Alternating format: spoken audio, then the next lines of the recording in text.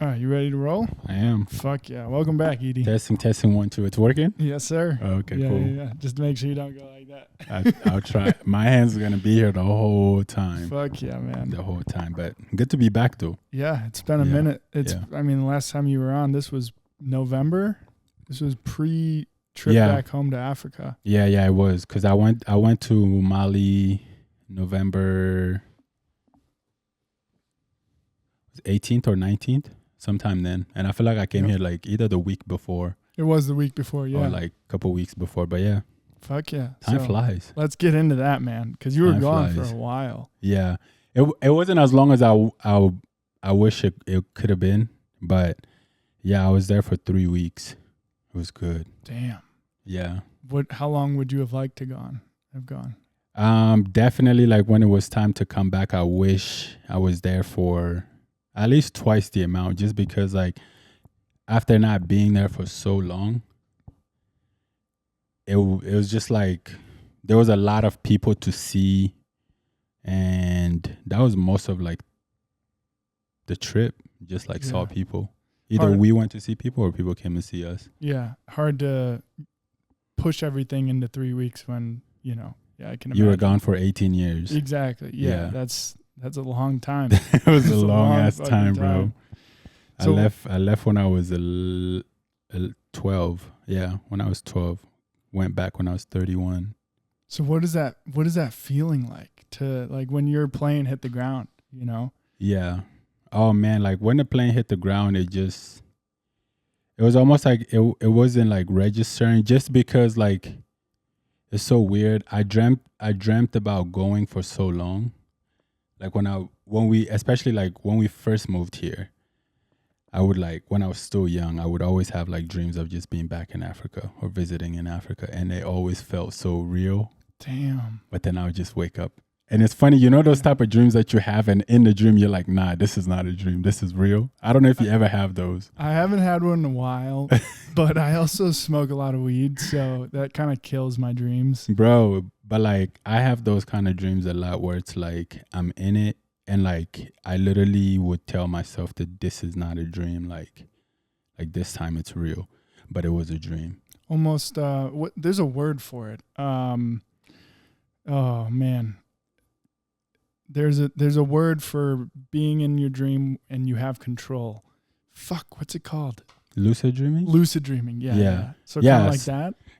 It wasn't like that because I don't have control over it. I'm just dreaming.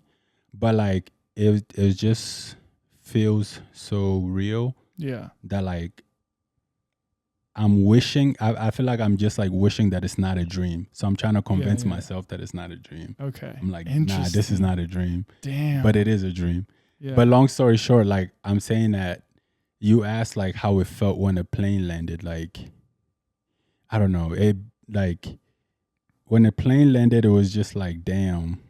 It set in because it was like, damn, this actually really just happened. Like I'm back after 18 years. And runway, we started to get off, doors open, and then like because we got there, it was late at night. It was like 1 a.m. Or 2. But yeah, doors open, just walked out, felt the air. It's not as hot over there, so it was like good temperature, but it was dusty. Very like dusty over there. So damn. But yeah, and then it started to like hit. We got there super late. So but like started like we go through the custom stuff. I'm standing in line because I went with my sister, and so like we're going through custom. It took a while for us to get out of the airport, but my dad and one of his friends went to pick us up. Mm-hmm. And yeah, like got in the car. That was my first time seeing my dad's friend. Is basically like an uncle to me too. That was my first time seeing him in a long time. Basically like, yeah. Damn, man. We got in the car and started driving. Roads are terrible. Yeah. Just like I remember, though, like it's not like nicely paved and stuff. So it's just like bumpy ride. And it was dark, so there wasn't a lot of cars in the street. Because it was also dark, like I couldn't wait until the next day to see everything. So I kind of didn't sleep. Like we got there at like 3 and I basically just stayed up and just waiting for it to get light outside so I can just like see. Yeah. Yeah. Was so that morning that you woke up and you go outside and you see everything, does it almost feel like the dreams you were talking about? Yeah, it does. That's weird. Like, but yeah, it does. But it's still like in the dreams. Sometimes it's like a little fuzzy. Um, Although it's like super realistic, but it's still fuzzy. But this one was obviously like real. But yeah, I just like put my shoes on and just started walking the streets that I could remember because the place has changed. Mm. There's new houses and like new buildings and stuff around, but like I still just needed to remember like a few things that were still there when I was still there, such as like my school. I left when I was in 8th grade, so that school was still there. It's kind of like walking distance from the house. So I just walked that direction. So once I get to the school, I know what street that is and like which direction that would go. So my friend's house is like up this way, or my friend's house used to be up this street. So then I make a left and then just go all the way up that street. Yeah. Kind of just keep going. I just made like a boom, like 2 long street, but I just went as far as I could and kind of just like took everything in. It was morning time. Kids were like getting ready to go to school. So it would have been like kind of like my age, how I was. Yeah. Damn, dude. Yeah. It was just kind of like that. I just couldn't wait to do that. Just to like, I don't know why that's what I wanted to do, but literally like as soon as it was bright outside, I put my shoes on and just started walking, and it felt really good. Does it almost feel spiritual in a way to go back home? Yeah. That's one of the other thing I was explaining to people, because everyone asked me like how it was, and it was hard for me to really explain like how it felt. But to put it simply, it just felt right. And the way what I mean by right is like just spiritually, you know what I mean? Like it just felt like, like if you had a jigsaw puzzle and you put like the last piece in, like how it just, I don't know, like it just felt like I just felt at peace, like all the way. Yeah. Like through and out. Like I don't know how to explain it other than the fact that it's just like an overwhelming sense of belonging and just like comfort. Yeah, Like totally. This is just home. I feel that when I go back home to Buffalo. Yeah. Like almost every time. How does it feel for you? Like, do you have a way to explain it? It just, that's where my heart is, you know. Yeah. I know I want to go back there eventually. I left for a lot of different reasons, but a lot of them being personal struggles, family struggles, you know. Mm-hmm. But my heart's still there. Like those are my people. You know, I grew up there. Yeah. It's a big part of my life, and every time I go back, it's kind of the same thing you were saying. It's hard to explain it, but I just like driving down the roads. I remember, and you know, there's some places that make me pretty anxious, and I don't have the best memories of. But then there's other places where I'm like, man, there's nowhere else I'd rather be. Yeah. You know. Yeah. Like going to just one of my friends' houses that I would go to all the time. And it just brings back so many good memories, and just reminisce about the times we used to have and like seeing how far we've come. Yeah. It's weird to see like just people grow up, especially like younger people. Yeah. Some of my friends that are a little bit younger than me, and I see them now and they have fucking beards. And I'm like, dude, how did this happen? You know? But it is. I mean, it's home. It's hard to put it. You know, like a clear cut definition of the why I love it. But yeah, I do. Or even not. I feel like maybe it's just like deep down subconsciously, this like Denver right here doesn't feel like home. Yeah. I don't know. And I guess whatever home represents for people, it could just be like that incredible sense of like belonging, and safety is not the word, but like just belonging and just knowing that like I'm a part of this, like this is mine, you know what I mean? Totally. 100%. That's kind of the only way I can explain it. No matter how long, like I've been in Colorado longer than I've even lived like in Mali. Yeah. But still the way I felt there is not the same as I feel here. Totally. Even though I feel very like at home here too. Like when I lived in Dallas a little bit, like it's slightly different. Like when I lived there and then when I moved back here, I felt more comfortable here than there. But I felt even more comfortable too when I was like in Mali like a couple months ago. And it was just like, damn, yeah, there's some more people. Like it was home. I saw all my people, and it was just like really nice to see family, like family, like literally blood family. Because I have immediate family here, but I don't have like blood cousins or like anything like that here anywhere near in America. I have like really, really close family friends who are technically like family because we're all from Mali. The culture, everything is kind of the same. But when I went back to Mali, I saw like my mom's sister's kids, so like my legit cousins. You know what I mean? Yeah. And like I don't have that here. So the relationships there is like different than any other relationships that I have like anywhere else, you know? So all of that, just like a combination of that was good. Went back to see like my mom's village, which I used to spend a lot of time there when I was like younger. It was my favorite place to go when I was young. So we went there, spent a day there, which was dope. Went to the farm, like saw like our farm again. Had some fruits from the tree, like just broke it off myself type of stuff. It was dope. Yeah. Does it make you want to go back sooner?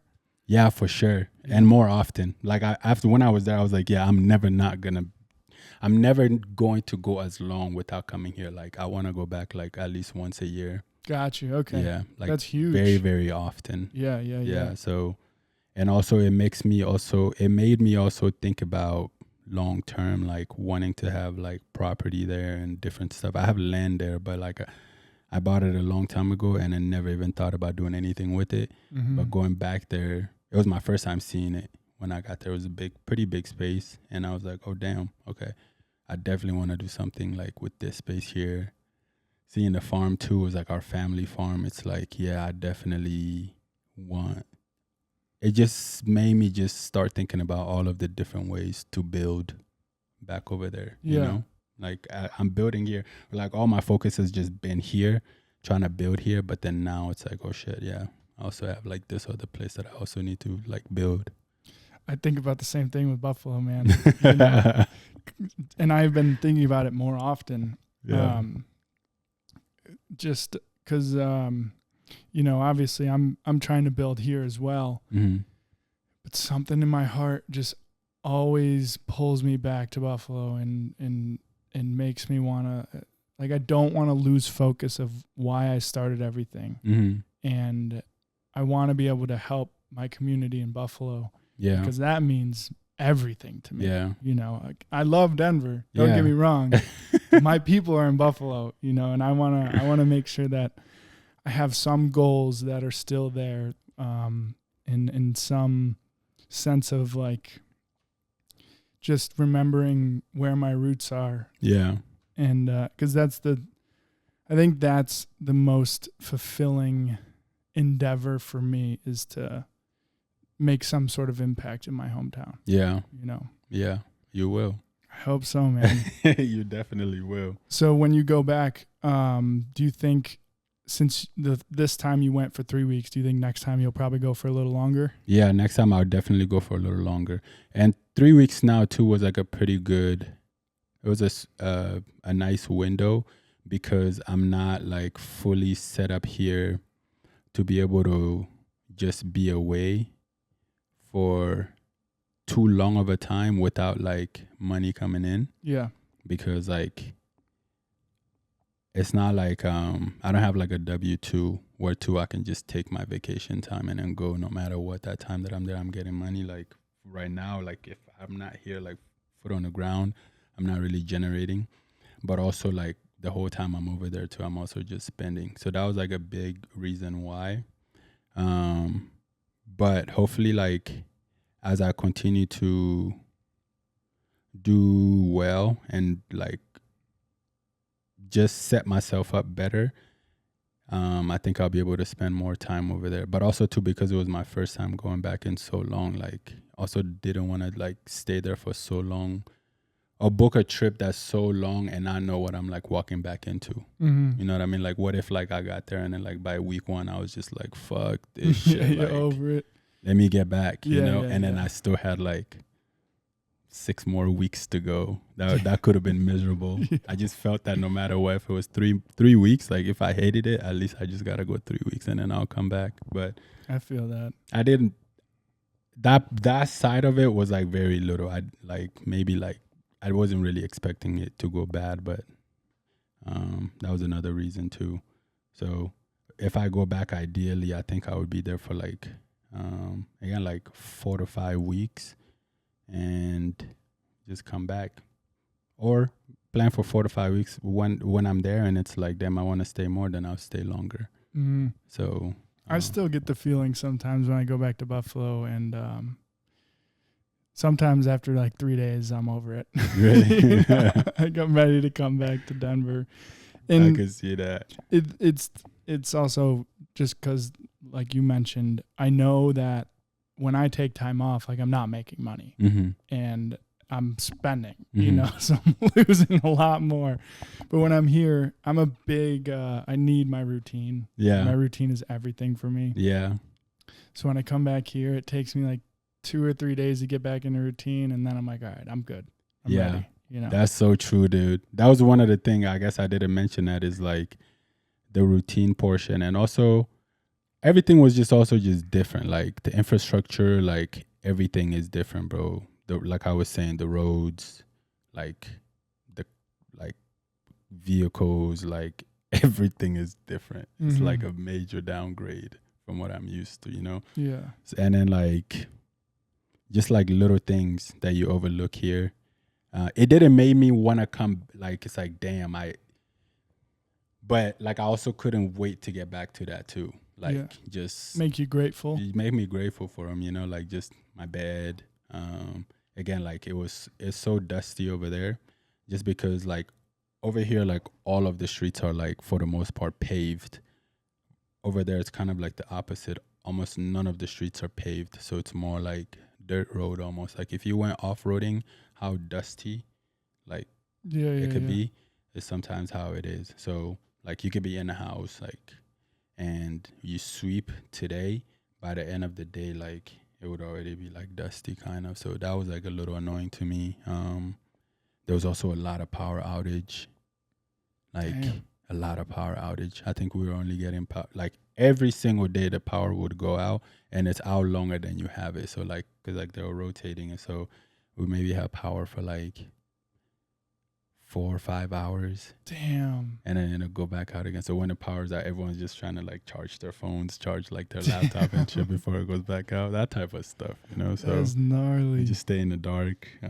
But it was a good way too to just disconnect. Like, cause when I was there, I didn't like really post. I didn't do anything. I was just really just trying to be there. I didn't even take my actual camera with me. I took like pictures, but just pictures on my phone when I could, just because I really just wanted to just disconnect and just be there. So it was intentional for sure. Yeah, it was definitely intentional. I didn't like, I still like, I think I plan on posting some of the pictures because I like them so much, but I probably might not have like mentioned it at all unless like people who knew, like yourself, or like I was asked about it, then I would relive it. But I was just trying to just be there. Yeah. Which was nice. So now that you're back, have you like from a creative lens, were you influenced by anything you saw there or anything you experienced, and in like the art that you're doing now? Like, do you still refer back to some of those memories that you had in those 3 weeks? Oddly, no. I haven't like if anything, I would maybe like just more of a sense of like just being present, I would say. But like in terms of like inspiration from, I didn't, in that trip at least, I didn't really draw like any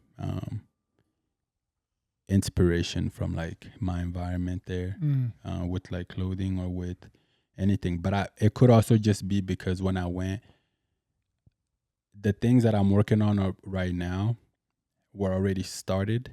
So it was almost like I took a vacation from that and then like came back to it now. So like most of like the clothes that I'm making were already started. Now we're just like kind of waiting for them to finish and stuff. So maybe I wasn't looking for stuff.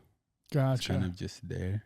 Um, So what are you working on right now? If we can, we'd also don't have to talk about it if you want it to be a surprise. no. We can talk about it. Right. So like, and I think so. Original Ugly has been very quiet. Last time I was here, I showed you some of my pieces, right? Yeah. That's what I want to put out. And those pieces, like the samples that I showed you, were all made in China, and great quality, but just like timing. One of my partners, Alex, met another one of our partner now, who's like she helps people source and basically just develop fashion. So through her, like we kind of talked ourselves in, not even talk ourselves into, but like it's just a good opportunity to start making our clothes more sustainably and more ethically, because like I think my experience with Original Ugly is just growing little by little. Like we literally just started it with just printing on t-shirts, and that was like the floor. And then I've always just found different ways to just make it better, and also different ways to try to just make it match what's important to me and my values and stuff. And I think like in the back of my head, I was always thinking like, damn man, like I'm making these clothes, but I have no idea like what condition they're being made in. Yeah. I'm just hopeful that it's good, but I have no way of knowing, Yeah. So it's like, it could be a sweatshop. It could be any number of things. All I know is just that I send shit, I send money, and then I receive my stuff, and I'm happy with the quality. But like, can I make that a little better too? Like, can I try to make it where the process of the clothes being made is not at least like hurting anyone, or is not affecting anyone in a negative way? And that's kind of the opportunity that we're getting through her name is Sierra, through Sierra. And then the other aspect of it too is like sustainable. So we all know that fashion is like one of the most like polluting industries. Like a lot of waste, a lot of clothes end up being in like in landfills and chemicals and all of that stuff. So finding a way to also like reduce that as much as possible is what we're doing. So we're trying to use fabrics that are more sustainable. We're trying to use washing methods that are more sustainable, dyes that are like safe for humans, and just a bunch of different stuff. Something that I'll be even more proud of. Totally. So it's literally like a complete revamp of like what we had been doing the past 4 years. So I'm just staying low. I'm not telling anyone about it. I'm kind of just doing it, and then whenever it's done, they might hear about it, but when it's done, it's basically just gonna like, this is what we have. Are you gonna? So when that date does come, are you gonna release like a catalog instead of like how I did it was just one piece at a time? Are you gonna go a certain catalog for the first drop, and so on and so forth? So right now, I think. I also want to like test the water too and gauge the interest level before like we just make a bunch of shit, and then it might not be like interesting to people, which I think also is like doubling down on the sustainability part, because I think a lot of like fashion is like you make shit and then you try to push it all out. If you don't push it all out, then you get rid of it. You move on to the next one, right? And then people end up with a lot of like leftover stock, and then you have to find like those are what like a lot of time end up in the landfill. And the inventory is not cheap. And the inventory is not cheap. Yeah. So it's like trying to minimize that as much as possible. So, but with ours too, like with the manufacturers that we're working with, it's like for it to be worth their time too, you need to order like a certain number. You know, you can't just be like 1, 2, 3 at a time. So. But you could just also just be smart about how you go about ordering everything. So I'm thinking of different events and different ways to also include people in the process. I have my ideas, like this is what I was thinking about, and then present it to people and then get feedback. Like maybe if there's a different, like if you saw it and you're like, damn dude, this is nice, but like if you made it this way, that'll even take it to another level. So if I get like enough people like you, or like people that I think have I respect their feedback, to give me more feedback, so then it becomes like a whole collective project, instead of just one person. It's like a bunch of minds making like something dope for us to wear, because at the end of the day, it's just gonna be mainly like my immediate friends and family, and then slowly like spread out. So to answer your question, a catalog, it won't be one piece. It'll definitely be more than one piece. The collection is also not that big, though. I think it'll be like 9 to 10 total pieces. That's a solid catalog. Yeah, it's a lot. But with all the products that you've shown me, it's a pretty wide array of options. So I'm trying to figure that out with Only Cowboy, because I've been pretty like not single-minded, but I have trouble veering off of what I think would be dope. I'm slowly myself getting into more color, as you can see. Is that Lonely Cowboy? No, this is just a Rockies. I was gonna say, this is $4, dog. This is sick. Yeah, these jeans were not $4. I like the shirt. Yeah. But man, starting a clothing company is so hard. It's so hard. It's very difficult. And kind of to your point about wanting it to be almost like a collaborative process with more than one people, I feel the same way. It's hard to get input from a lot of people, and then to like make it happen. And also the trouble I always ran into is like, okay, if I bring on more people, well, one, can I afford to bring on more people? Answer right now is no, I can't afford that. Two, I have a lot of trust issues. So it's like, if I want to work with you and we both agree on the goal, like, it's going to take me a long time to believe that you're going to stick to it. Yeah.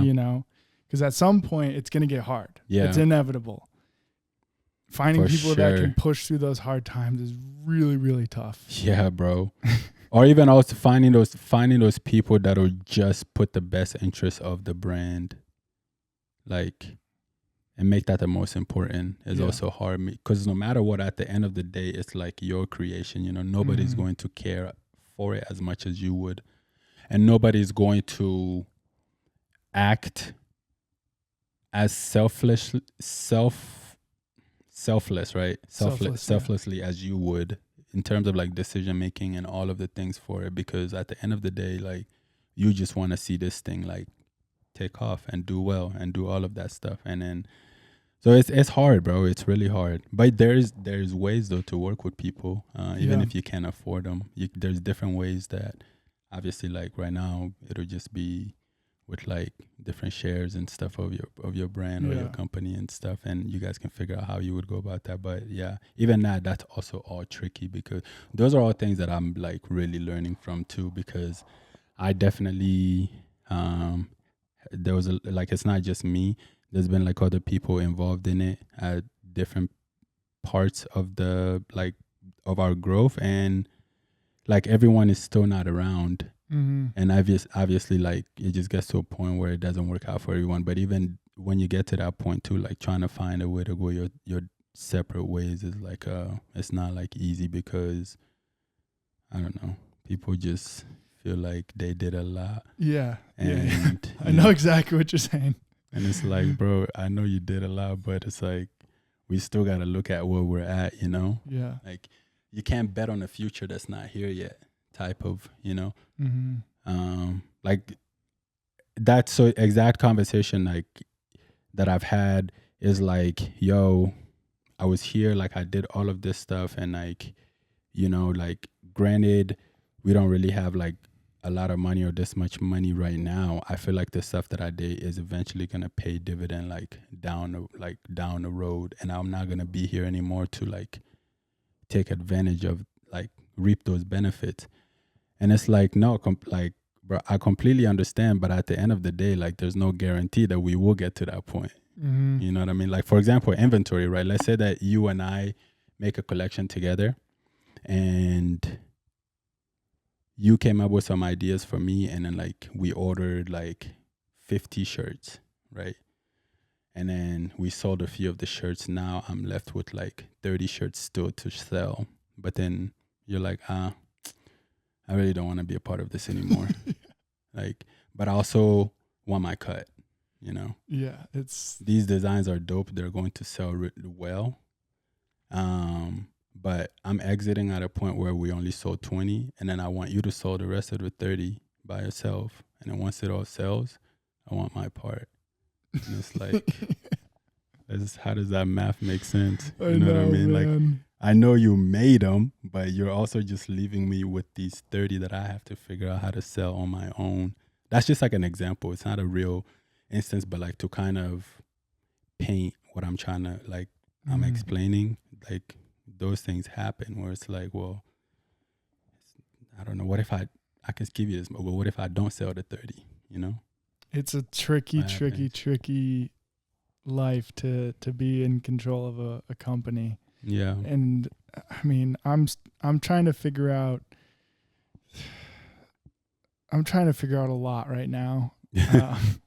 I have a lot on my plate, and I'm very, very grateful for it. At this point in my life, I think I'm the most comfortable and confident in myself as an artist and as a owner of a company. Yeah. Even though it might not show in the numbers as far as like earnings, I think everything that I'm doing now will pay off eventually. But I mean, that's the best place to be in. It is. It's a terrifying place to be in, but it's fun. It's super fun. I think I'm a big believer in like, honestly, that book I'm reading is kind of, it's a lot of that book, Inner Excellence, is what I'm talking about.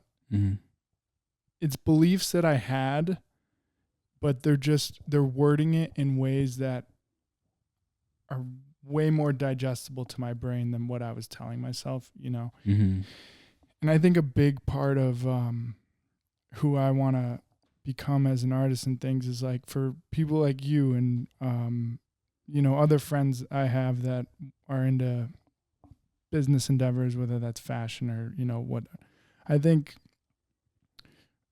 understanding that you can do work for free and like money should not be the payout. For sure. You know? Yeah. If you want, there's this Kendrick quote. I don't know if it's from a music video or whatever, but he's like, I want all my dogs to win, even if it's before me. Yeah. And I fuck with that heavy. Like I think about that all the time. I want to see everyone win. Yeah. Because what's the point of winning if you can't share it with your friends? You know? Exactly. It's just like that just sounds horrible. I never want to be in a mental space where I'm like, fuck everyone. I just want to win. Yeah. You know? But bringing people on, all of that to be said, bringing people on that also have that same value is really hard. Yeah. It's really hard to find people like that. Oh, 100%. I don't know, like credit, like, I don't know. I feel like people really want, like,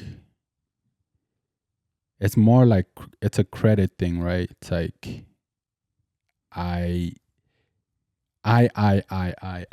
Kind of. I don't know how to explain exactly like the thought that I have in my head, but like you were just saying, there's not a lot of people who would do that. Like I'm just here to help you as much as possible, like without any ulterior motives. You know what I mean? Like I just want to see you win type. A lot of people aren't willing to do that unless, for the most part, like people also want to see what's in it for them, you know, instead of just like seeing something dope being creative. So, but also you would know though. So I think you probably although right now you're you're not at a place yet where you're able to hire someone or work with people. But I feel like you also like from people around you kind of have an idea of like when you are there, who could potentially be those people for sure, dude. Yeah, you know? I think about that all the time. It's like, oh yeah, I'm pretty sure this person could be like someone good to do it with. Yeah. And that's all that matters. And even that, like sometimes you can start that way, but then at the end of the day, it ends up being like different just because people also grow and change and like have different priorities and stuff. But there was this one woman on a podcast. She was a amazing businesswoman, and the interviewer was asking like, what's your secret to success? And she was like, by not taking credit for anything. Yeah. Gets you in a lot of doors. Yeah. If you're willing to put your ego to the side and give the credit away. Yeah. Her bank account's looking pretty damn good right now. Yeah, dude. And also just, it's also just like you're not doing it for like any kind of, you're just doing it because you want to do it. There's no ulterior motive. So then at that point, like you don't really care so much like whose name and like credit and all of this shit are up like for the world to see, you know, because not saying that people shouldn't get recognition, but there's different level. There's a lot of people who literally just do this shit and they really like, they're just doing it. They don't care. I personally am like, I don't like being too much at the forefront of shit. But that's kind of just my personality too. I kind of like being more behind the scenes, but if I have to be in front of, like, I can do that too. But for the most part, I enjoy and respect people who do stuff and like aren't expecting anything from it. Yeah. You know, to that point about you like being more behind the scenes, I do too, ironically, because everything I do now is I'm camera right in front of my face. Yeah. But that was I'm learning this now. I have to do that in order, like that is I'm treating it as like that's my career now. Yeah. You know, if I want to get to where I want to go, those are the things I have to do. And I think what was holding me back from doing that when I first started just business endeavors was fear. Yeah. Just fear of judgment, fear of, not getting the recognition that I thought the company needed. Cause I was always like, I don't care if you remember me. I want you to remember Lonely Cowboy. Yeah. Inevitably you will be remembered if I know. Lonely Cowboy is known. Yeah. I've accepted that. and now credit to that book and a lot of the books I've been reading recently. I'm trying to live life more carefree, less fearful of opinions and fearful of like not getting the numbers that equate to success, I guess, success, whatever you want to call that. Yeah. And the last few weeks, man, I've never felt more comfortable doing uncomfortable things. Yeah. And I feel like that is a superpower that I've unlocked. And now I just don't give a fuck. Like, you put the camera in front of my face, I'm just going to be myself and do whatever I want. Give me like an example. What's like an uncomfortable thing, something that might have been uncomfortable before that like, you're just like, oh shit, I really just did this. I wouldn't have done this before. When I first started doing the design videos. Yeah. Just because it's like, it's an intimate thing. It's hard to talk in front of a camera when there's no one listening. It's you're having a conversation with who you think is going to be listening. Yeah. You know, you're having a conversation with yourself. Yeah. And that's hard because it's easy to get in your own head about it. It's easy and I'm a big believer in no matter what you're doing, your energy is going to be projected into that. So if I'm not feeling like my energy's on for the video, I have a fear that it'll be projected onto like the screen who are people watching, whatever. And now I'm at the point where I'm like, okay, if I can separate fear, even if I'm not feeling good, forget about the fear and just do it. Just do the work. You'll feel better later. And every time without fail, when I know I got work done today and like I know I gave it everything I had, I sleep like a fucking baby. Yeah. But when I don't, dude, I cannot fall asleep for the life of me. You can't hide from yourself. Yeah. It's in, I wish I knew that 3 years ago, man. Like if you just do the work, the results will come, even if they don't come now. It's all delayed gratification. Yeah, dude. You know? That, so like when I say like not wanting like to be more behind the scenes, it's more about like what I'm saying is whatever you do, you're doing it like genuinely and doing it for like, I don't want to say like if no one's watching, you're still the doing best. it. Yeah, like no one's watching, you're still doing it, but also like you're doing it to give is more what I'm like. For example, if you're making your videos, right, the tattoo videos that you're doing, like if you were doing that just for yourself, like then why even bother to do it? Mm-hmm. But if you're actually just doing it to like, it's helping someone. Yeah. It's like, that's all that matter. And like, I'm like really trying to figure out how to like put this out. Like people would do stuff with like ulterior motives. Like for example, let's say that like, oh, I'm on Instagram here, like saying these and these things, pretending to like add some kind of value, but I'm really doing it for myself. If that makes sense. It's more what I mean by like being behind the scenes and then not make shit about yourself and trying to be gaining like credit and stuff. Like, and people will always find you. Like you can't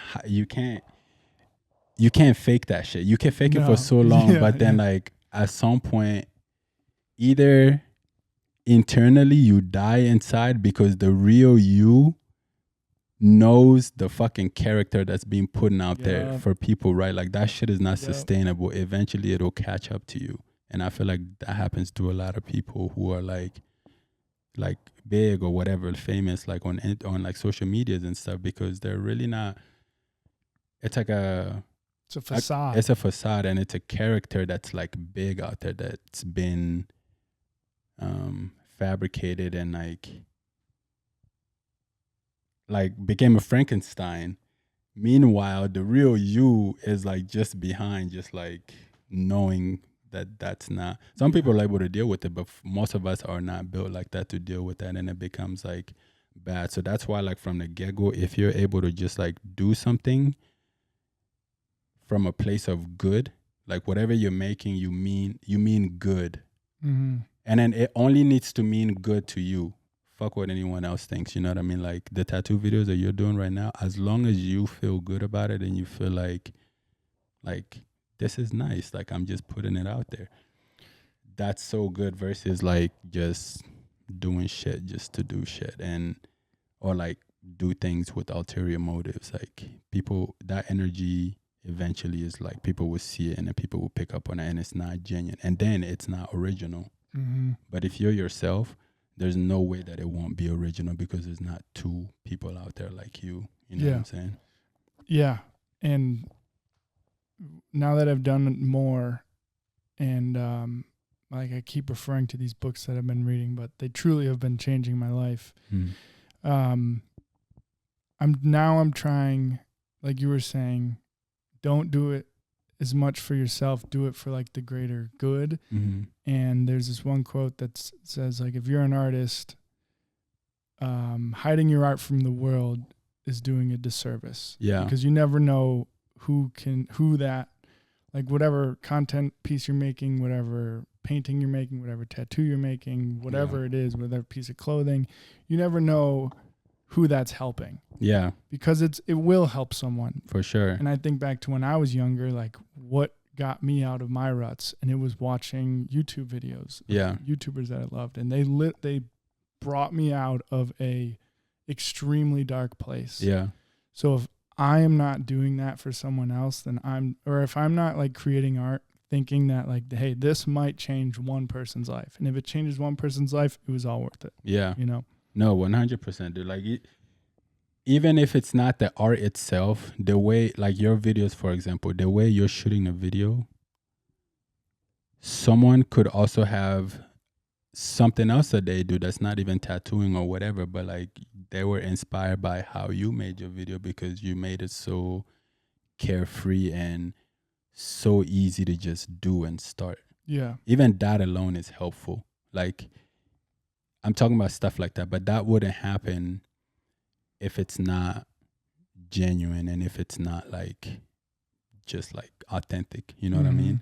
And like, cause like people always just look for themselves in you. When we're online and then we see somebody else, we see videos, we literally are like putting ourselves in those situations, in those scenarios, you know what I mean? And then if you end up saying something that's like, oh shit, this is just like me, like I've been wanting to show people how to sew too. Maybe I'll start sewing like this guy's tattoo videos, and then boom, somebody else will start doing it. Who knows? It's probably already happening. You know? Never know. You never know. Especially with clothing, it's not really about how it looks. It's about how people feel when they wear it. Yeah. You know? Yeah. And you can tell when, I mean, all of the things you've shown me, it's no secret that you're putting a lot of time and effort into these things. Like they're very, very thought out, you know? And I'm sure when you launch it, like obviously the looks are great, but what really matters is when someone gets it, puts it on, how does that make them feel? Yeah. You know? Yeah. And I think what you've done with Original Ugly that's the vibe I get from whenever I see, like, I'll see Zach and BK wear it, and like you got the jeans on, you got the hat on. It's about how the feeling that comes from wearing it. Yeah, know? yeah. And I'm trying to do that with Only Cowboy, but man, clothing is not my forte. Let's put it that way. It is. Anyone who dressed nice and has a style, clothing is all of our forte, because I think like it just expands and it grows into you just wanting to make stuff that you want to wear yourself, and then just try to find a couple hundred people out there who might have the same exact taste. That's kind of it, or the same exact appreciation for the things that you just spent a lot of time like being intentional about. You know what I mean? Like you were talking about, like the small little details, such as like seams and like lines, and then like doing these other little like surprise elements. It's like, oh shit, I'm doing that more for myself. Like if I were to find a shirt or a pair of pants and then like saw them like this, I'll be like, damn. Yeah, like the tote bag. Like props, yeah. The tote bag over there, and I'll be like, oh shit, like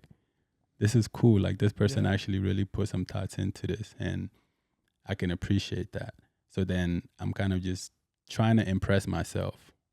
That's it. And then just having confidence in my taste to be like, oh, if I can impress me, surely I can.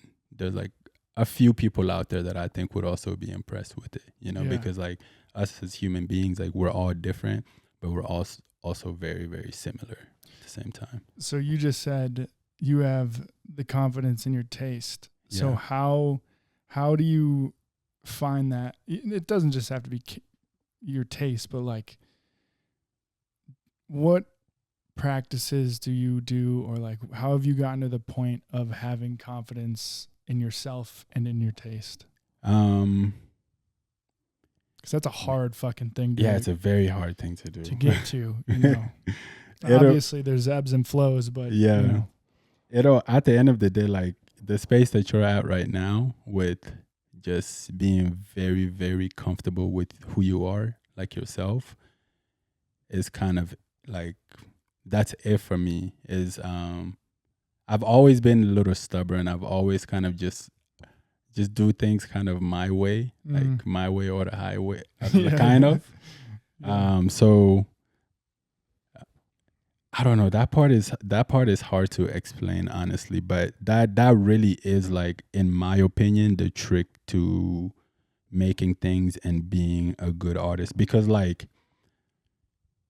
musicians and stuff, like when you make art, nobody knows what's going to blow up. Yeah.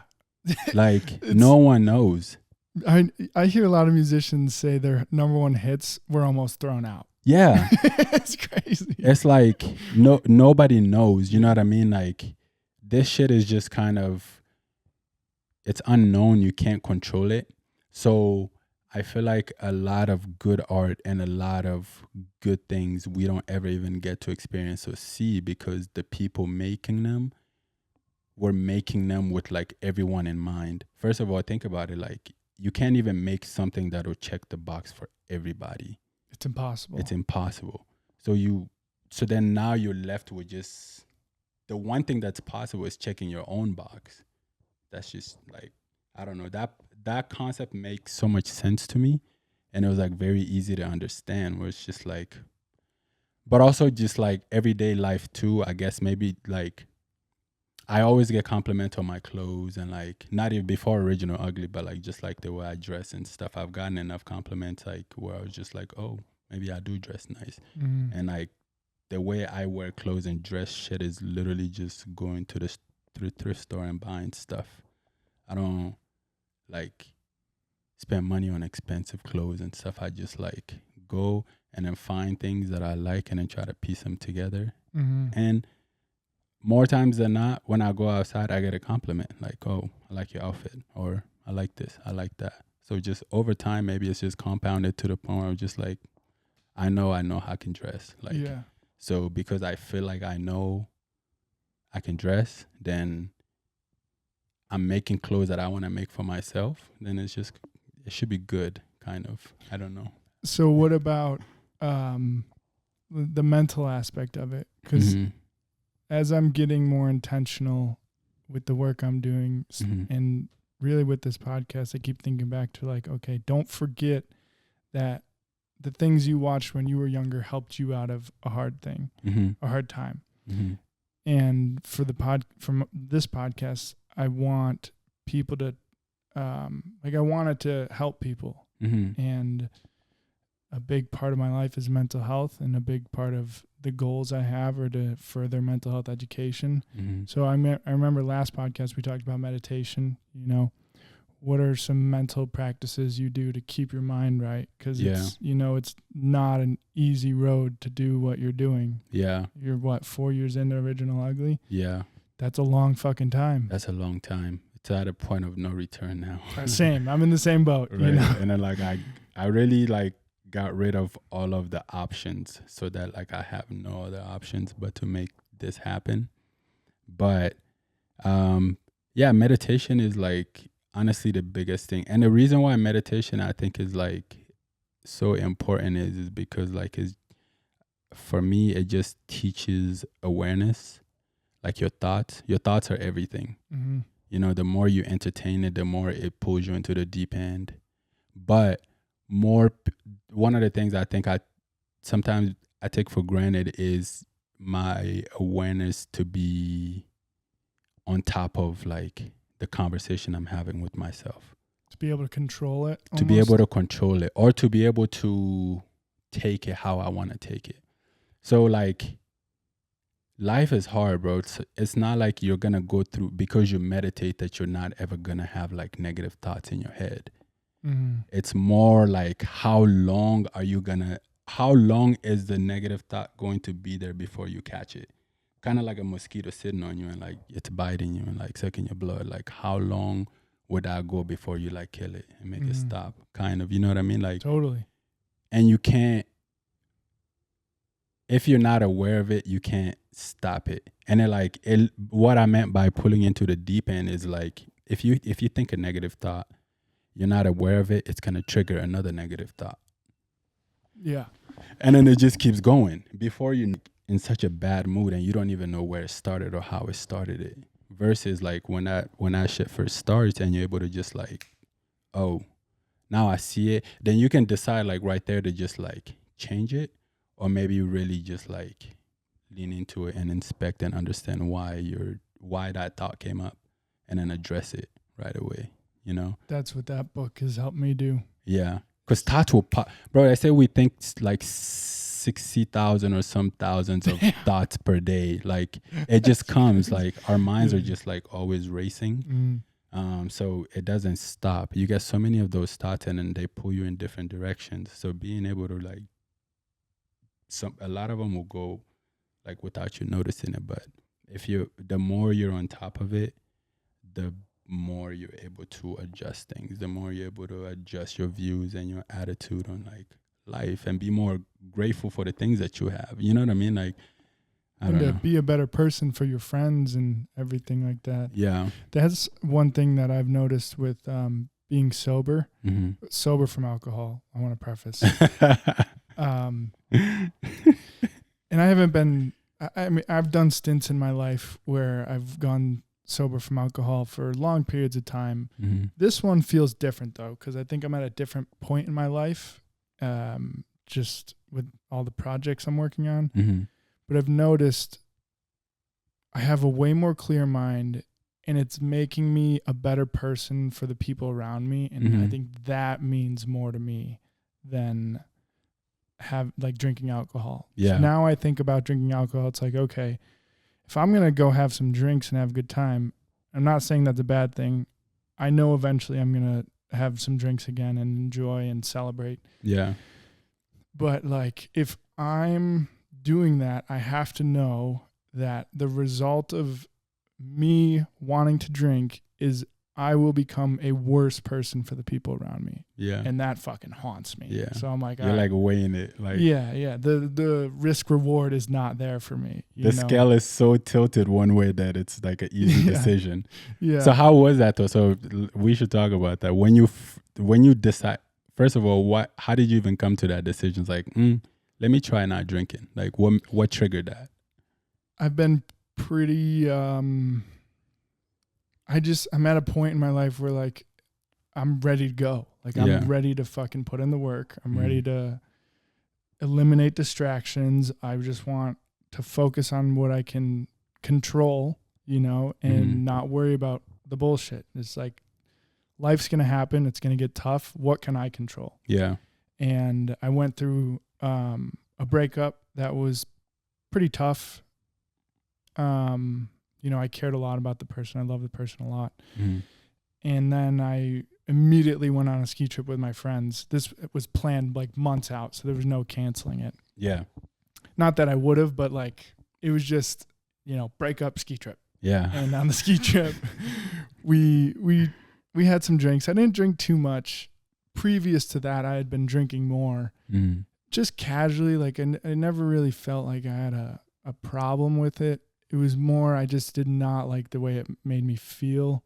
My sleep wasn't great. And I just didn't like how it made me feel. My productivity level wasn't where I knew it could have been. Mm-hmm. I think that's really what made me want to just say, hey, let's take a break, reset, see what we can do without it. And so when I got home from the ski trip, I don't have like a date. I don't remember when it was, but it's probably been about a month that I haven't drank. Was it when your friends were in town? Once they left. Oh, okay. Once they left, I was like, all right, had my fun. It's time to lock in. And ever since then, I've been reading more. I'm reading this book called We Who Wrestle with God. Mm-hmm. And I'm learning more about the Bible. I guess the book is about the scriptures in the Bible. It's not the actual Bible. Yeah. So I'm learning more about that. I read the 4 Agreements again, which is one of my favorite books of all time. I'm reading this book, Inner Excellence. And my sister is always talking about that book. Dude, I have a copy of it if you want it. I'll give it to you. The 4 Agreement? Okay. Yeah, it's an easy read, quick read. I saw it's like tiny. Yeah. And I've made a video.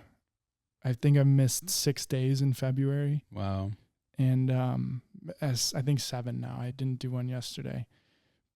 But yeah, my life is just, it's been a very it feels like a weight has been lifted off my shoulders now that I'm just locked in. And nothing else matters, because I know the goals that I have are going to hopefully create better for the world as far as like mental health education and all that.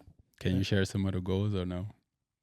The big goal I have is and I'm getting more intentional with this through every video I do, through every design. I just keep reminding myself, like, the goal before I started all of Lonely Cowboy was to further mental health education in America. Mm-hmm. And the way I wanted to do it was by offering scholarships in high schools. Mm-hmm.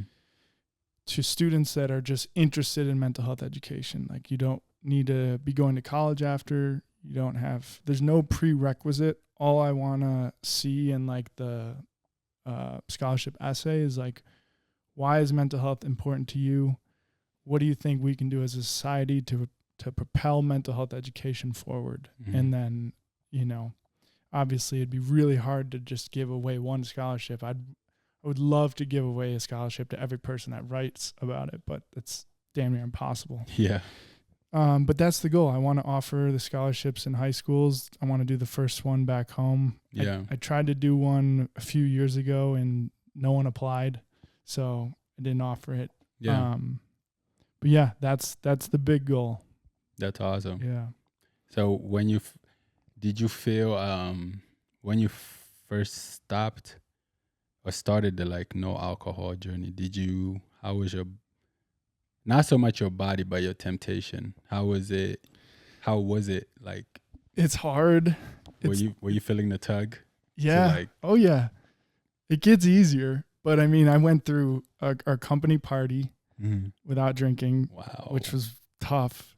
That's the hardest when you're around it. Yeah. Especially at like a place where you're there to do that. Yeah. Everyone was fucked up. And then I had Zach's engagement party the day after. Wow. That was hard. And just like after work. How did you get through it though? Like it was hard, but like NA beers. Okay. And microdosing mushrooms. Yeah. Yeah. Smoking a little weed. But I haven't been smoking as much as I used to. Yeah. And I don't think I've needed to, which is a strange feeling for me because I've always kind of leaned on it. And I mean, I still do. It helps me be creative. It helps me sleep. So like, I don't want to paint the picture that I'm a fucking saint because I'm not. You know? You don't have to be. Yeah. It's more so just like, that's like really interesting. The reason why I asked that is because like anytime you decide to just stop something, the voice gets so loud. Yeah. And you don't really, it's a good exercise because you don't understand how much you depend. I don't want to say depend, but like how much you really just do this shit and kind of like how it controls you until you decide to be like, I'm going to say no to it. Mm-hmm. And then you start paying attention to how often the thought comes to your mind first and how easy and automatic it just happens too, where to you're just like, shit, I want to do this, you know? And like not alcohol, but like I decided to like give up social media a couple, like, I was like last year actually, but I went like 3 months. Damn. And I deleted everything. But those first couple of days of like deleting it was just like, if I didn't delete them, I definitely wouldn't have not been able to do it just because of like how often I caught myself just automatically just like my phone and like without even thinking until I get to a point where I don't see the app anymore. Then I realize like what I was just about to do. Totally. So that just told me that before. Keep that mic close. Before, I'm just so used to just like grabbing this shit and just opening it like blindly and just like end up in that thing. Yeah. Like. Dude, I'm catching myself recently because I mean, now that I've given up alcohol for the time being, I notice things like that as well on social media.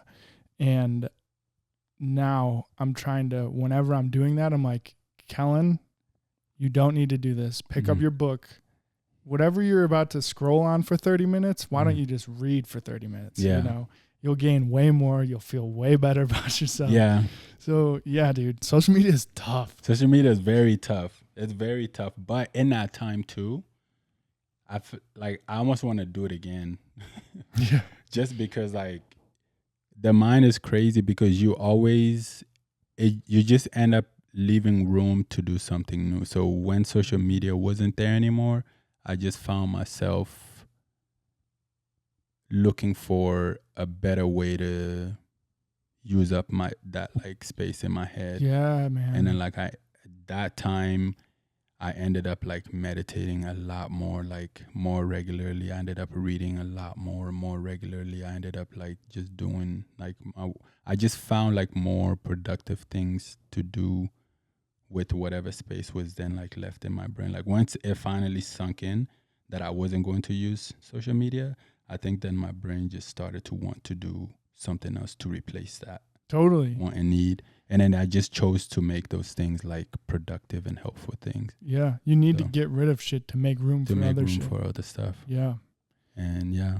The other thing for me right now is YouTube. I spend too much time on YouTube. Like I'm always just consuming like long form videos. Like, well, are they long form videos that are helping you? Yeah, it's like a lot of it is just like podcasts. Yeah. And okay. like, because I don't think that's horrible. It's not horrible. If you're learning something, like, it's not horrible for sure, but still, it's like I also just like I'm always just trying to pay attention to the things that I do, and I'm like spending too much time here, and like I just re-downloaded YouTube, but like I think last month I had it deleted too because I was just like, damn, I think I'm spending too much time here. Let me see if I could go too long without it, because too much of a good thing could also be bad. I just don't want to depend on shit.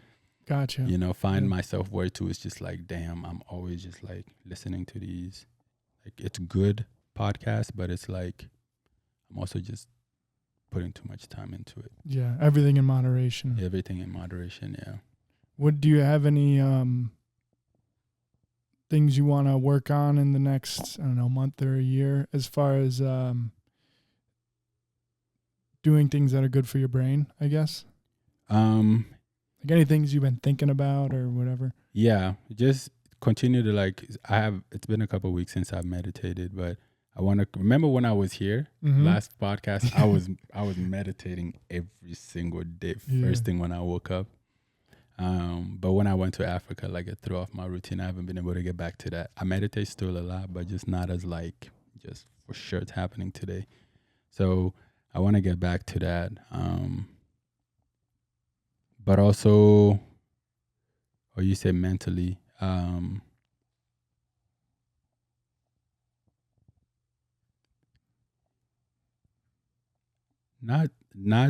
a whole lot. I think the only thing for me right now that I feel like I need to improve is just like doing the meditations more consistently, because I fell off of that. So that's like an easy one. That's kind of been in the back of my head. It's like, damn, dude, you didn't meditate today either. Like, do you notice a difference?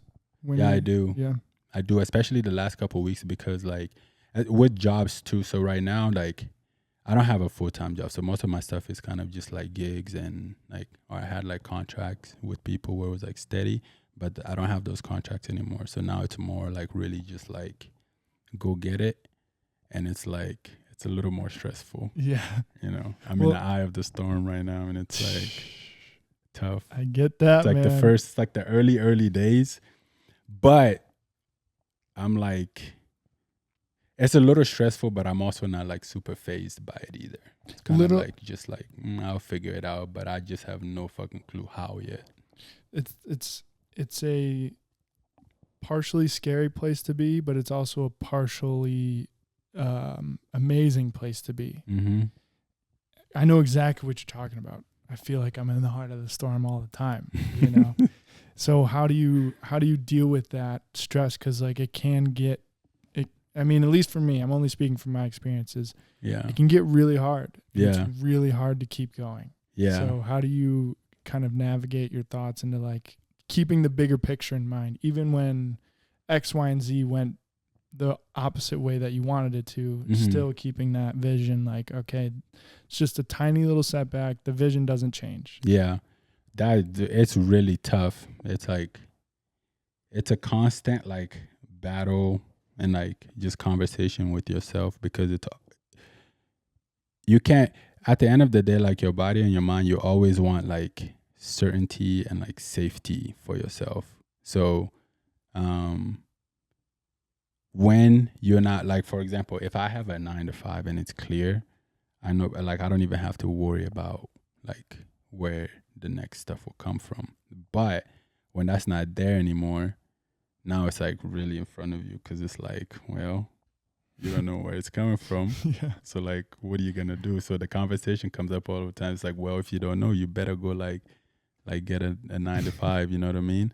So that I'm just so set on not doing that, then it's not even like that's a non-negotiable. Even though like it's a non-negotiable, it still comes up. Yeah. It's like, bro, what are you gonna do? What are you gonna do, dog? Like you say you're not going back, but I'm just like, there's no way I'm pedaling backwards, you know? Sometimes you gotta take steps back to go forward though. For sure. And but the nice thing for me, like when I say 9 to 5, I'm talking about like the corporate life where I was in, like living very comfortably. That's just what I'm not ever gonna go back to. Gotcha. So like I would do anything, but it's funny how my mind works now, because like I'm thinking, all right, if it keeps going like this, what would be a type of job that I would do to like just make enough to like be comfortable? And I'm like, oh, I'll probably go work at like a tailor or something, learn how to sew. Like that would be sick. Sew. Yeah. Or I'll go work at just something that I'm doing to gain a skill that'll like complement like where I'm actually trying to go. Yeah. You know what I mean? Totally. Those are more or less like the jobs I would do. And that's more or less like where my mind takes me versus like, damn, let me just give up on this shit and just go back to where I came from. I struggle with that too, because I've thought about doing that as well, finding a job that complements the goals that I have. Like sewing would be a great one. Being in a tailor shop would be fucking dope. And it's I mean, it's hard to take that leap. Yeah. Because right now, like I don't love my job. Yeah. But I'm very grateful for it. Yeah. And I love the people I work with.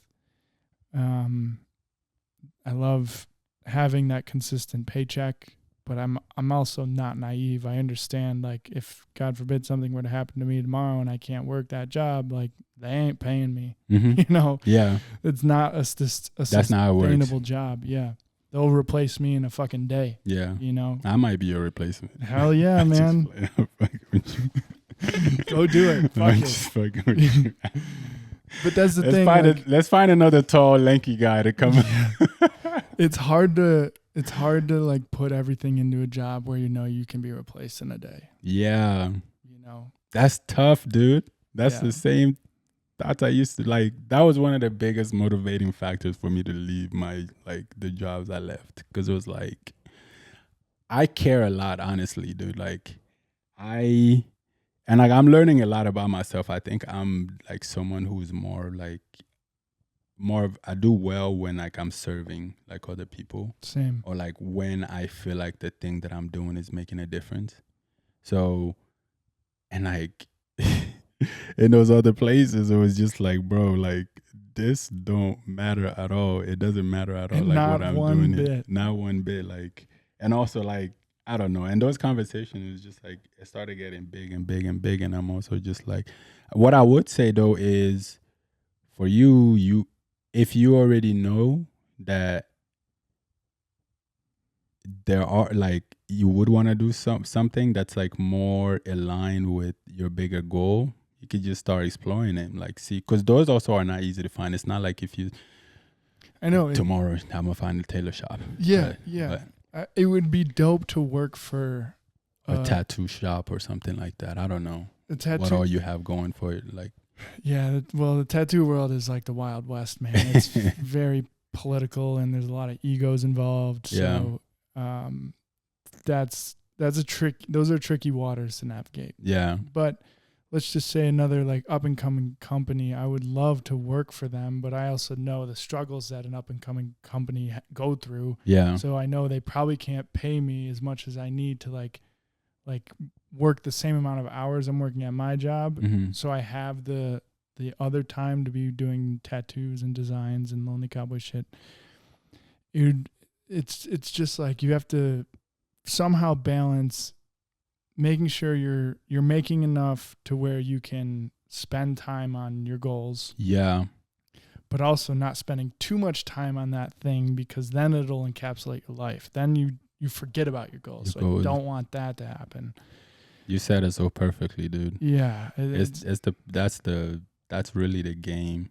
It is. That's the game. That's right the game until you get to a point where like your main goal is making enough for you to be able to just live off of that. But until like that thing is at, and that point is different for everyone too. Like everyone has a different level of like how much would be enough for me. That's different for everyone. But the reality too is like when you're building something for ground up, that's gonna take time, like to get to that point. So yeah, until you get to that point, you gotta find a way to like do something that's just enough to give you that money to be comfortable, but not be too much where you are getting money, but it's also taking so much of your time, but also energy. Yeah. Away from being able to create, because creating is like, that's energy too. You know it in some days, like particularly days where you spend a lot of time working. At the end of the day, you don't have too much left to even like really think freely and think creatively to like do anything. So then that day is just kind of a wash for your main thing. I agree to an extent. I think there is as of recently, I've been really pushing myself to say, fuck how you're feeling. Get this design done, get this video done. Even if it's not going to be your best designer video, that consistency will pay dividends. For sure. You know? For sure. Yeah. Well, but so like so your creating process, like how is that? Do you already know what you're going to draw at the end of the day, or do you come and sit and think about like, what am I going to draw today? Both. Okay. Sometimes I'll just start drawing. Yeah. And an idea will spark and I'll try it and I don't like it, but that'll spark a different idea, and then it just kind of keeps going and going and going. Sometimes I'll have an idea, I'll start designing it, and I'm like, wow, that looks like shit. But if I keep this component and then just flip that, you know, make it a little different, it comes out in a way that I never thought I would, you know. Like this one design I just had too, it's like it's like 2 flower hearts and a face and with lips and a nose, and then a border that's it's a wild looking design. Yeah. But that started as just I wanted to do a pot with a flower. Yeah. You know, and I hated that. So I was like, I like these flowers, but I don't like this pot. Yeah. You know, so and it unfolded into something else. Yeah. So what about the days where you're like, damn, I don't feel like doing this, but fuck it, I gotta push myself? Like, what are those days like? Do you have an idea, or you don't have an idea at all? Again, it depends. Usually on the days when I don't want to do it, I have no idea. And that's the frustrating part, because I'm like, I don't have an idea of what I want to design. I have no direction, but I know something has to get done. Yeah. And if it doesn't get done, I'm not going to be able to sleep. Yeah. So it's like you just figure it out. Make it happen. You take all of your feelings, you throw them out the window, and you just say, there's nothing else I can do right now besides design and make the video. Hell yeah. Those are the only things that matter. Hell yeah. That's awesome, dude. That's dedication. You gotta, that's really literally the only thing for people. It's just, you just gotta show up, man. Like if you show up enough, you learn so much through that, because once you, like you said, once you start, you see things, you're like, oh, I like this, but I don't like this. And then it's process of elimination. But also you just getting like repetition, and like you're just growing and growing and growing. But you don't grow by just waiting until you're perfect to then like start. It doesn't work like that. You just gotta start and then just go. Be consistent. That's the hardest part. It's the hardest fucking part. Make that the goal. Just show up.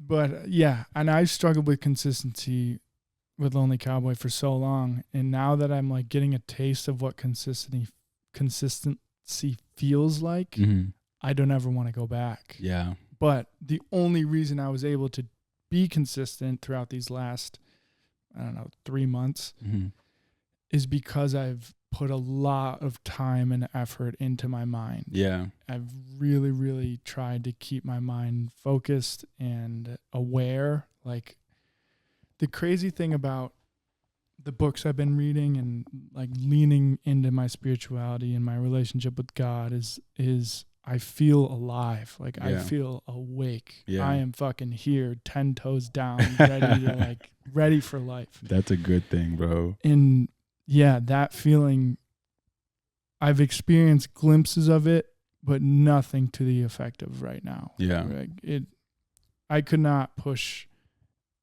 prioritizing your mind more than like right now in this present moment, because I've seen what it can do for me. Mm-hmm. I've seen what it can do for the people that I've looked up to. Like, that's the secret sauce, man. You got to know yourself. You got to know yourself, and you got to know, like we were talking about before, with eliminating, or not eliminating, but feeling the thought, catching it before it fucking stings you so many times, you know, and then getting rid of it. Yeah.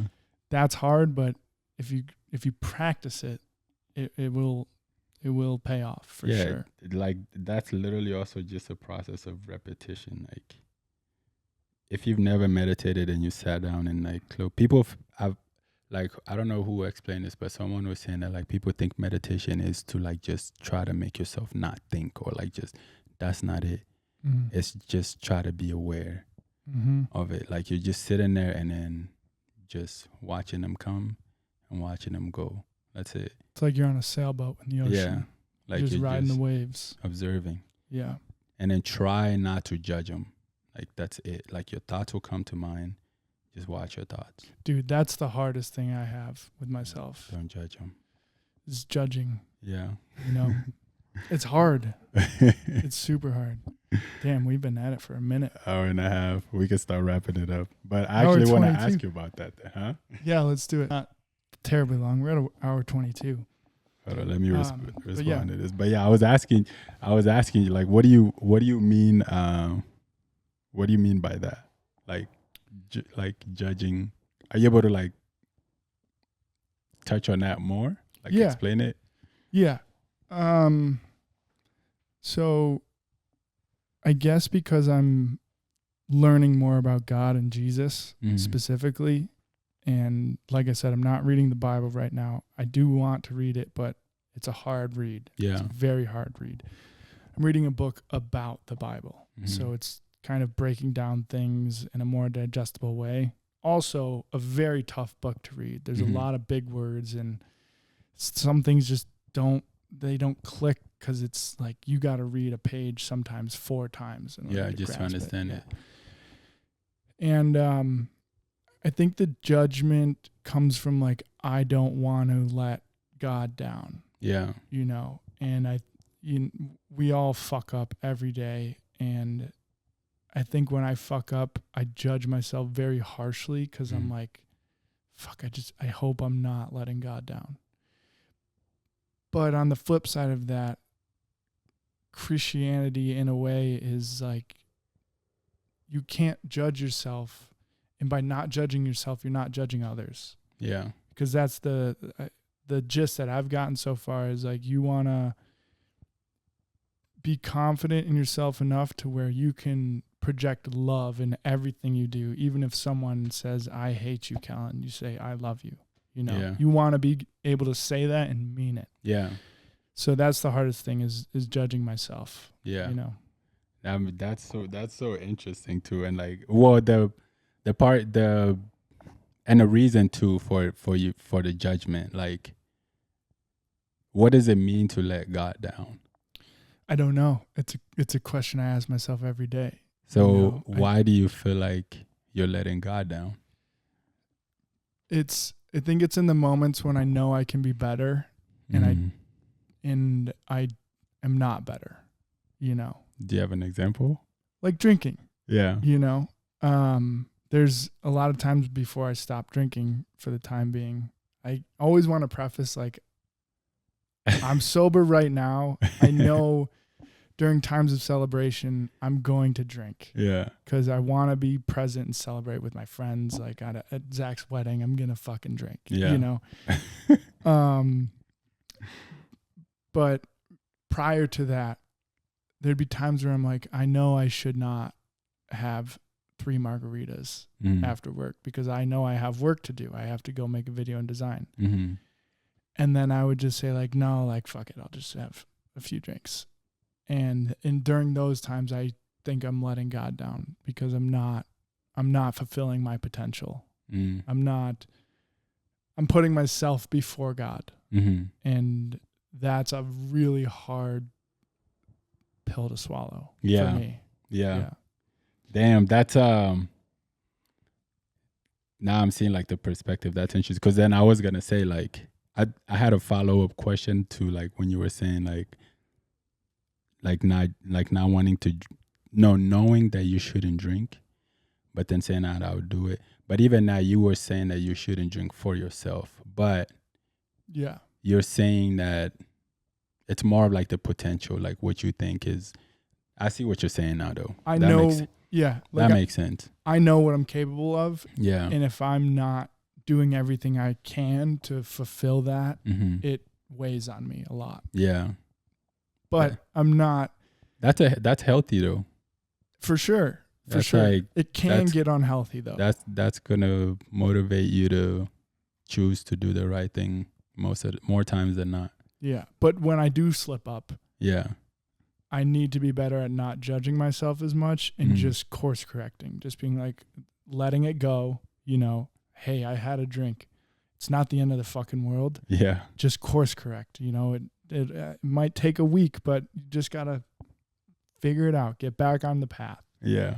Every time I deviate from the path, that's when I feel myself judging myself. Yeah. And then I get angry and judge other people. And it's like, why the fuck you judging other people? They didn't do that. You know, that's on you, bro. Well, they say it's only bad if you don't know. What do you mean? Like, because you basically gave the answers of everything that you can do to not have this problem be a problem. But it's like spending money is another thing. You know I shouldn't spend money. No, money is made to be spent. That's true, but it's almost like a and that has nothing to do with God. So I'm actually interested to hearing more of that. Like, well, I think it kind of does, because I think whenever I find myself bitching and moaning about my job, I try and remember like God blessed me with this job. This job is giving me money, and I'm not in my life isn't in danger. You know, I have steady income. Those are the only things that fucking matter. Yeah. Everything else, every other complaint I have is really, it should not even come to my brain because it is stupid, and it's taking away from the blessing at hand, you know. Like, God didn't have to bless me with that. Yeah. You know, it wasn't, that job was basically handed to me in a way. I knew Kat, who knew Zach, and I'd met with Zach the day after I met. I moved out here, and he gave me the job on the spot. Like, I didn't have to do shit for that job. So who's in control, you or? No, no. I think I'm in control of what I can control, but I think God is in control of everything. So. Exactly. So there's nothing on you. Yes, but it's like, I think knowing my potential is what really gets to me. I think knowing that you're not in control is really what's going to help you. I see what you're saying. Yeah. Yeah. At the end of the day, there's like that job. The job is the perfect example. Like, at least for me, it's like you said you didn't do anything to make that job, but you got the job anyway. So then, like, what's supposed to happen is going to happen anyway. That's true. That's true. I guess what I'm saying is, when I complain about the job, I catch myself and I'm like, it's the voice in my head. It's what I think God is in my head. It's like, I can make your life a lot fucking worse if you want to, you know. You really want to. God's loving, bro. It's not. I understand. Yeah. God is loving, but I'm constantly checking myself. Like, if I make a comment about something and in my heart it doesn't feel right, that voice in my head is like, Kellen, why'd you make that comment? Yeah. You know, it's a constant self-reflection and judgment, and I don't think that's healthy. Yeah. Too much judgment is unhealthy. Yeah. That's so good, bro. You have like it's a great opportunity for you. Like, you already notice it. So now you just gotta like turn down the volume of that, or not even turn down the volume, but you already know like what that voice represents, because we have different voices in our head. You also have another one that's good when you do catch yourself doing good stuff, and it's like, damn, like, that makes you feel good about yourself and make you proud. Yeah. We're all like super hard on ourselves. but like there's really no reason to be. That I think that those conversations could be had without it being super negative. You know what I mean? For example, if you like find yourself not wanting to be at work, there's probably a reason. Probably it goes back to the meditating. Probably something happened that probably annoyed you in that moment. You didn't catch it right away, and then something else happened, and then you started seeing all of the negative shit about the job. That was like, fucking hate this job. Yeah, it could be that. specifically with the job, annoying customers. I don't know. It could be a million of things. I think the thing that frustrates me is when. Because I'm like you, I care about things a lot. Like whatever I'm doing, I fucking care. Yeah. And when I know that, when I know the potential of what it could be, and it's not reaching that potential, it frustrates me. Yeah, like we could be operating at a way higher level. Yeah. But you can't control everyone. Yeah. You know? Yeah. So when it's not, it's just it's hard. It's patience is what I'm learning. What kind of hockey player were you? I was. I don't want to say enforcer because young. I feel like it's hard to be an enforcer, but in a way, I was sticking up for my teammates. Yeah. I was a defenseman, so whenever someone sprayed our goalie, like I'm hitting them as hard as I fucking can. Yeah. And I've noticed this as I look back on not just hockey, my sports career. I was always the one that didn't want to take credit for the wins. Like I wanted everyone to eat, and I was fine with being the person that didn't eat, even though I knew I could have been that guy. Yeah. Like it's in all sports, and I honestly wish I would have had that. I wish I would have had someone in my life see that potential in me and tell me to like lean into it. Yeah. But I just didn't. But I feel like kind of similar too. It's like you're more of like you find more joy in giving other people's achievements. Other people's achievement, and also like I'm also hearing a little bit of like sticking up for people is like you probably also don't like when people are taken advantage of and like stuff like that, like fairness kind of. But damn, we'll probably keep going all night, but we can probably wrap it up. We can wrap it up. Long story short, that think of that hard voice as just like BK. You know how BK just stays just talking shit.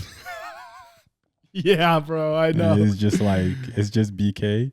Just every time that voice come in your head, just be like, shut up, BK. No, they're vastly different. They're vastly different. I know, but I know what you're saying. Just look at him as BK. It's like, you're just trolling, bro. Shut up. That's funny.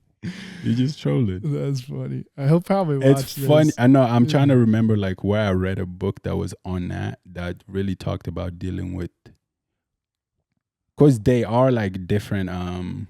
I don't want to say personality, but the quickest and best way to change your relationship with that thing is to assign a personality to it. Like for good or for worse, honestly, just try it out. Think of like right now, if you could think of anyone it could be that you know in real life, assign that person to it, but then change it to somebody else that's like way less aggressive than that person. Yeah, I hear what you're saying, and I agree with it, a lot of it. The voice that I'm hearing though is what I consider to be God. Yeah. So there's no one that is like that. And it's not God. Like, I think my issue is I have to separate judgment from being grateful. Yeah. I need to not be so self-critical because I am not perfect. Exactly. And that's the hard thing. But I know what you're saying. I just don't want to assign someone to what I think is God, because that's not. No. I know it's not, but also think about it too. If Yeah. that thing, if it is like as negative as you're making it seem, it's like contradictory for that to be God. You're right. There's You're no definitely way right. that that's God. Yeah. You're If totally anything, right. it's the devil or something. I don't know, but it can't be God. Yeah. You know, it's a crazy quote that blew me away. What? Mike Tyson, he said, if you're favored by God, you're favored by the devil too. Mm. I was like, damn, Mike. Facts. You know? Might be saying some crazy shit. Right. All right, let's wrap it up so Yeah. we can talk about some other shit off camera. Yes, sir. Thank you for coming on, man. Appreciate you. Thank you for having me. We'll catch you next time. Yep. Peace.